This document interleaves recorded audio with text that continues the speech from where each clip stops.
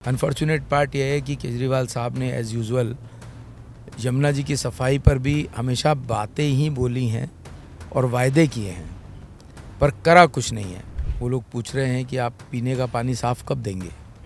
तो एक विधानसभा में एवरेज 7-8 स्कूल बनते हैं, तो कोई एक स्कूल तो बनवाया होता कोंडली के विधायक साहब ने। और ये गठबंधन केवल कागजों पर है, वास्तविकता में ज़मीन पर नहीं है। इस वक्त हमारे साथ पूर्वी दिल्ली लोकसभा क्षेत्र से बीजेपी प्रत्याशी हर्ष मल्होत्रा जी हैं। उनसे चुनाव से लेकर कई मुद्दों पर हम बातचीत करेंगे। हर्ष जी, जनता का कैसा रिस्पांस मिल रहा है इस वक्त? जनता का रिस्पांस बहुत अच्छा है, मैं कहूँ तो ओवरवेलमिंग है। जनता मोदी जी के पिछले 10 वर्षों के कामों से बहुत प्रसन्न है। सबसे बड़ी बात जो जनता के मन में एक कंफर्ट लेवल आया है, भयमुक्त वातावरण के कारण, भ्रष्टाचार मुक्त वातावरण के कारण जनता को लगता है कि अब कुछ गवर्नेंस का असर आना शुरू हुआ है। जो 65 सालों का बैड गवर्नेंस था और जो पिछले 10 सालों की गुड गवर्नेंस है, उसका डिफरेंस भी जनता को समझ में आना शुरू हुआ है। तो वो मोदी जी के कामों से पिछले 10 वर्ष से बहुत प्रसन्न है और इसी कारण से वो इस बार फिर तीसरी बार मोदी जी को प्रधानमंत्री बनाना चाहती है। हर्ष जी, आप मेयर भी रहे हैं, उसके अलावा कई पदों पर भी रहे हैं।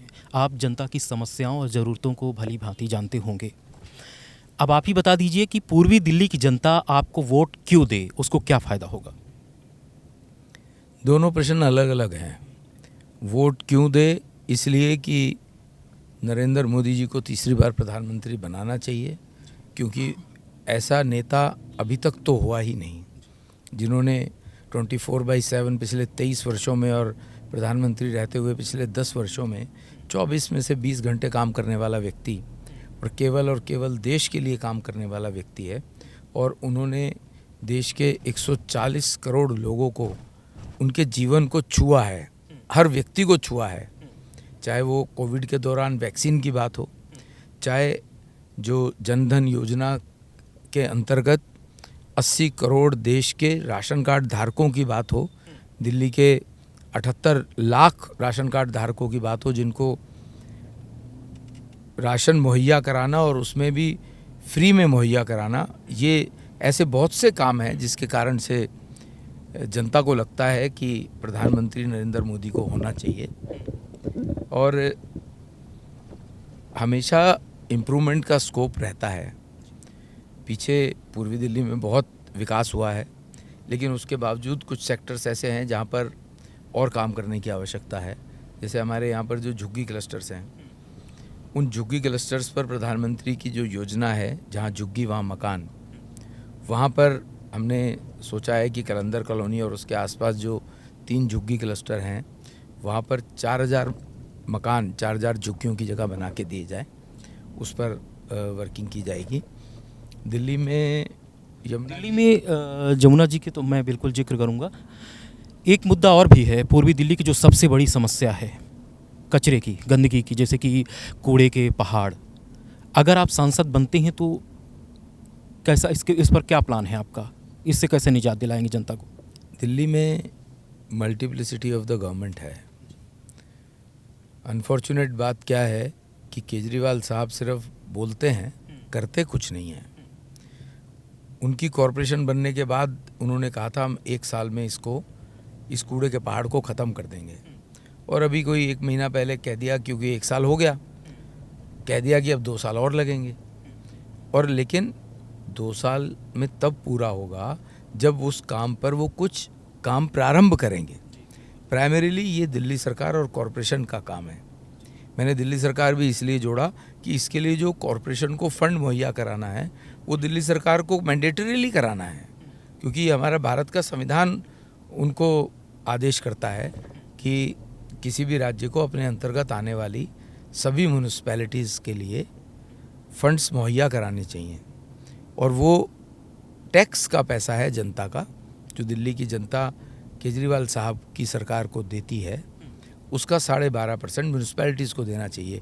क्योंकि जब बीजेपी की कॉरपोरेशन थी, केजरीवाल साहब ने 13,000 करोड़ रुपए नहीं दिए, जो कि एरियर है, आज भी एरियर है, जिसके कारण से सफाई कर्मचारियों की सैलरी समय से नहीं जा पाती, जिसके कारण से उन लोगों के हेल्थ कार्ड जो बनने चाहिए वो कैशलेस हेल्थ कार्ड नहीं बन पाते। रिटायरमेंट होने पर उनकी ग्रेच्युटी, उनकी पेंशन समय से नहीं मिल पाती। तो कूड़े का पहाड़ तभी हटेगा जब दिल्ली की सरकार इसके लिए फंड्स मुहैया कराएगी और इसके ऊपर कॉरपोरेशन कुछ एक्शन करेगी। अभी तक 1 साल में इन्होंने कोई एक्शन नहीं किया, कोई प्लान नहीं किया। आप कुछ यमुना की सफाई के बारे में कुछ कहना चाह रहे थे? हमारे लिए, दिल्ली वालों के लिए सौभाग्य की बात है कि दिल्ली से यमुना जी होकर के जाती हैं और पूर्वी दिल्ली क्षेत्र से 50% यमुना जी होकर के जाती हैं। अनफॉर्चुनेट पार्ट यह है कि केजरीवाल साहब ने एज़ यूजुअल यमुना जी की सफाई पर भी हमेशा बातें ही बोली हैं, भाषण ही दिए हैं, लोगों को वर्गलाया है और वायदे किए हैं, पर करा कुछ नहीं है। जबकि यमुना की सफाई के लिए केंद्र सरकार ने 3000 करोड़ रुपए दिए। इनके पास 3000 करोड़ रुपए आने के बाद भी इन्होंने कुछ नहीं किया यमुना की सफाई के लिए। यमुना जी आज भी मैली की मैली हैं। मुझे ऐसा लगता है कि यमुना जी की सफाई पर काम करने की ज़रूरत है और मैं पूरा प्रयास करूंगा केंद्र सरकार की मदद से यमुना जी को स्वच्छ कर सकें और यमुना फ्रंट बना सकें, ताकि लोग यमुना जी पर आ सकें और अपने त्योहारों पर स्नान करके पूजा पाठ और आचमन कर सकें। आपके जो प्रतिद्वंदी हैं कुलदीप कुमार जी, उनका भी दावा है कि उनकी जीत हो रही है पूर्वी दिल्ली में, क्या कहेंगे? ये तो उन्हीं से ही पूछना पड़ेगा कि उनका दावा कैसे है, पर जितना हम लोग देख रहे हैं और जो पूर्वी दिल्ली की जनता और विशेष तौर से कोंडली विधानसभा की, जहाँ से वो विधायक हैं, वो लोग पूछ रहे हैं कि आप पीने का पानी साफ़ कब देंगे। वो वहाँ के विधायक हैं, जल बोर्ड उन्हीं के पास है। वो ये भी नहीं कह सकते कि मोदी जी काम नहीं करने दे रहे। जल बोर्ड के तो CEO वही लोग हैं। पीने का पानी तो उन्होंने फ्री पानी देने की बात की थी। तो कोंडली विधानसभा, कल्याणपुरी, त्रिलोकपुरी के लोग पूछ रहे हैं कि पीने का साफ़ पानी कब देंगे। केजरीवाल साहब ने 500 स्कूलों के वायदा किया था। तो एक विधानसभा में एवरेज 7-8 स्कूल बनते हैं, तो कोई एक स्कूल तो बनवाया होता कोंडली के विधायक साहब ने। जब उन्होंने विधायक रहते हुए ही अपना कर्म, अपना काम पूरा नहीं किया, कोविड के समय में लोगों का फ़ोन नहीं उठाया, लोग उनके घर मिलने गए तो उन्होंने मिले ही नहीं। तो जब जनता को सबसे ज़्यादा ज़रूरत होती है अपने चुने हुए प्रतिनिधि की, तब वो उनके सामने नहीं होता, उनकी बात नहीं सुनता, उनके काम नहीं करता, तो जनता उसको नकारती है। तो इस बार कोंडली विधानसभा की जनता ने भी ठाना है कि आम आदमी पार्टी के जो उनके विधायक हैं, उनको बाहर का रास्ता दिखाना है। अरविंद केजरीवाल भी प्रचार में उतर गए हैं, क्या लगता है कितना प्रभाव डालेंगे? मैं नहीं समझता कोई प्रभाव डलेगा, क्योंकि सबको ये अच्छे से पता है कि वो भ्रष्टाचार उन्होंने शराब के घोटाले में किया है और अभी एक तरह से पैरोल पर बाहर आए हैं। 2 जून को उन्हें वापस जाना है। तो मैं समझता हूँ अच्छा है कि वो बाहर आ गए, क्योंकि दिल्ली की जनता ने तो तय किया है कि 7 सीटों पर कमल खिलाना है। तो अगर वो अंदर रहते तो उनका स्टेटमेंट आता कि मुझे जाने नहीं दिया और इस कारण से हम चुनाव हार गए। अब वो बाहर आ गए, अपनी पूरी कोशिश कर लें ताकि उनके मन में कोई मलाल ना रह जाए, क्योंकि दिल्ली की जनता ने तो तय किया है कि 7 सीटों पर कमल खिलाना है और NDA को 400 पार कराना है और नरेंद्र मोदी जी को तीसरी बार प्रधानमंत्री बनाना है। इंडी गठबंधन है, सारे विपक्षी एकजुट होने का दावा कर रहे हैं और सत्ता में आने की कोशिश कर रहे हैं, क्या लगता है कितने सफल होंगे वो? ये झूठे लोगों का झूठा गठबंधन है और ये गठबंधन केवल कागज़ों पर है, वास्तविकता में ज़मीन पर नहीं है। अगर ये सही गठबंधन होता तो दिल्ली में कांग्रेस और आम आदमी मिलते हैं, पंजाब में क्यों नहीं मिलते हैं? इसका मतलब इन लोगों के मन नहीं मिले हुए, तो इस कारण से इस गठबंधन का कोई असर नहीं है। इसके अलावा मैं आपसे अंतिम सवाल पूछना चाहूँगा हर्ष जी, अपने लोकसभा क्षेत्र की जनता से आप क्या कहना चाहेंगे? वोटिंग है 25 तारीख को, उससे पहले अगर कोई संदेश देना चाहें 5 जनवरी के माध्यम से, क्या कहना चाहेंगे?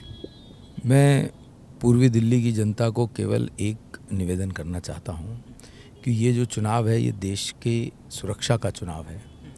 देश में आतंकवाद समूल ख़त्म कर देने का चुनाव है। ये देश के भविष्य का चुनाव है। ये हमारी जो युवा पीढ़ी है उसके भविष्य का चुनाव है।